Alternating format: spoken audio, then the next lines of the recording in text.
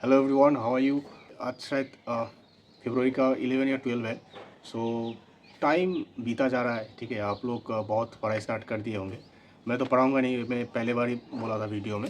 As an aspirant जो मैंने strategy अपनाया था, जिसके कारण आज ठीक ठाक मतलब हो गया है सिलेक्शन, तो वही आपके साथ डिस्कस करूँगा और रेडी करके लाया हूँ, क्योंकि नहीं तो भूल जाऊँगा यार।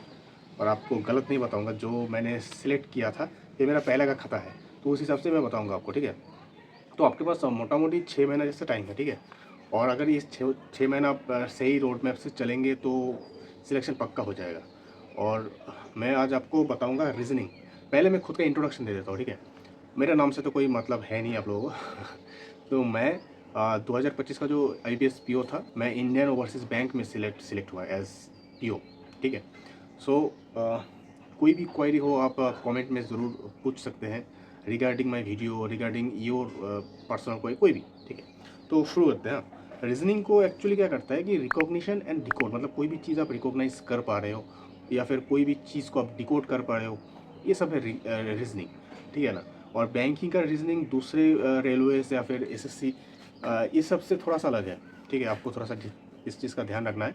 तो पहले बात, 3 चीज़ जो लोग गलती करते हैं रीजनिंग सॉल्व करने में, खास करके बैंकिंग सेक्टर में मैं बता रहा हूँ। तो पहला तो पैनिक हो जाता है। कोई भी रीजनिंग सॉल्व करने से पहले ना, नहीं हो रहा है तो पैनिक हो जाता है। ठीक है ना, तो don't panic and don't try to solve everything. सारा का सारा सॉल्व करने की ज़रूरत है ही नहीं, तो सब आपके लिए है नहीं वो। ठीक है, तो सिलेक्टिव होना है आपको। सिलेक्ट करना है कौन सी चीज़ आप इजीली कर पाओगे, उससे पहले करना है। ठीक है, and then art of let go. कोई भी चीज़ छोड़ना है यार, नहीं हो रहा है छोड़ दो। ठीक है ना, जैसे कि किसी का होता है ना, गर्लफ्रेंड है, नहीं चल रहा है रिलेशन, फिर भी पकड़ के रख लिया, ऐसा नहीं, वो खुद का दिक्कत है। सेम चीज़ रीजनिंग में भी है। नहीं हो रहा है सॉल्व मेरे जैसा, मेरे से छोड़ देते हैं यार, अगला में चले जाते हैं। ये सबसे बड़ी बात है। और एक डायलॉग, बस ट्रेन और छोकरी जैसा डायलॉग, उसी में रीजनिंग भी ऐड कर लो। ठीक है, वो एक नहीं होगा तो दूसरा हो जाएगा, भाई दूसरे में चले जाओ।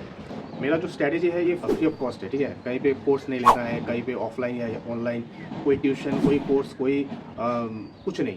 ठीक है ना, इसीलिए आपको क्या जानना पड़ेगा, कोई भी चीज़ उसका टॉपिक का नाम आपको जानना पड़ेगा। आपको यूट्यूब में जाके उसको नाम लेकर सर्च करना पड़ेगा, फिर जाके बेसिक टू एडवांस तक आपका जो वीडियोस आपको अच्छा लगेगा उसको सेव कर लो, डाउनलोड कर लो और उसको बार बार देखो।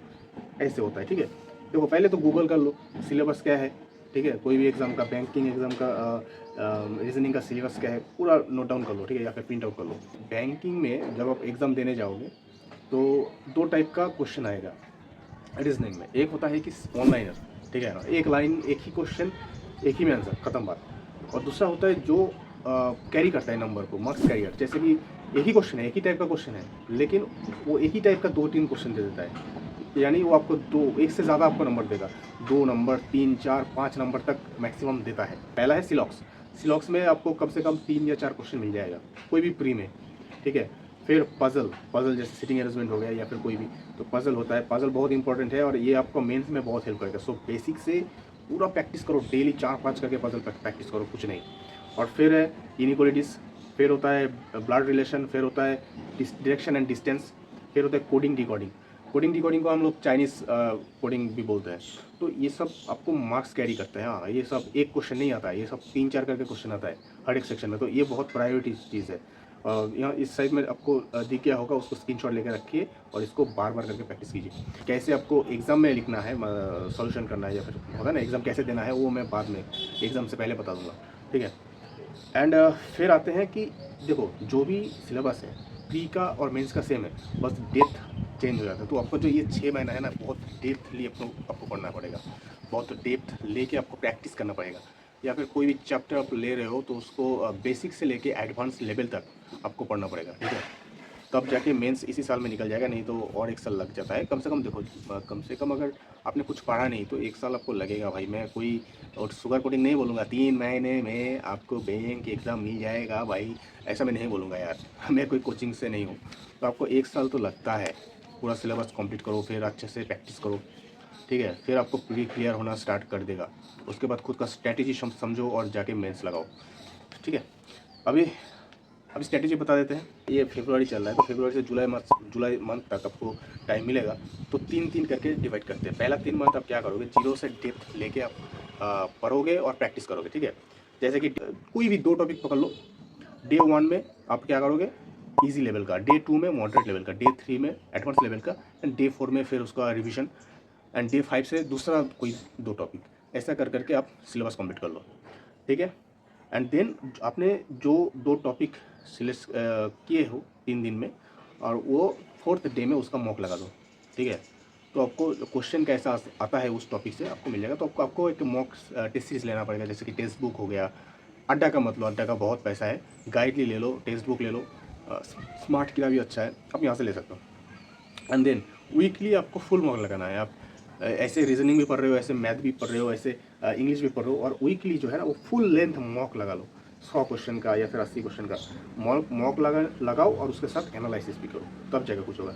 ये क्या, पहला 3 मंथ, लास्ट का 3 मंथ यानी मई जून जुलाई आपको क्या करना है, ये रिविजन होगा और मॉक होगा। जैसे आपका सिलेबस जो है कंप्लीट है, आप उसका रिविजन करो डेली, और उसका मॉक लो। डेली 1 चैप्टर करके पूरा खत्म कर लो, इजी टू मॉडरेट, एक टॉपिक का खत्म बात। एंड वो उसी दिन में जो रिवीजन खत्म हो गया, फिर उसका मॉक लगा दो, उस चैप्टर का सर्च करके मॉक लगा दो। हर एक चैप्टर का अलग अलग मॉक भी मिल जाएगा आपको टेक्स्ट बुक में, ठीक है। फिर आपको क्या होता है, वीकली, अगर वीकली आप देखने जाओगे 3 से 4 कम से कम आपको फुल मॉक लगाना है, ठीक है। और मेंस का भी मॉक लगाना है, वो 3 महीने में साथ में टैली करके पढ़ना पड़ेगा। मेंस का भी मॉक लगाओ, ठीक है। वो कम से कम एक या 2 मैक्सिमम लगा लो, ठीक है भाई। और उसका एनालिसिस, मतलब मॉक लगाना बड़ी बात नहीं है। 2 घंटा 3 घंटा बैठोगे तो मेंस का भी मॉक निकल जाएगा, और 1 घंटा में प्री का भी मॉक निकल जाएगा। लेकिन सबसे बड़ी बात है उसका पेशेंस लेके उसका एनालिसिस करना। अगर एनालिसिस नहीं करोगे तो नहीं होगा। ये प्योर एंड क्या बोलते हैं उसको, एकदम ये बात है, पॉइंट बात है भाई, कोई शुगर कोटिंग नहीं है। सो ऐसे करके पढ़ो।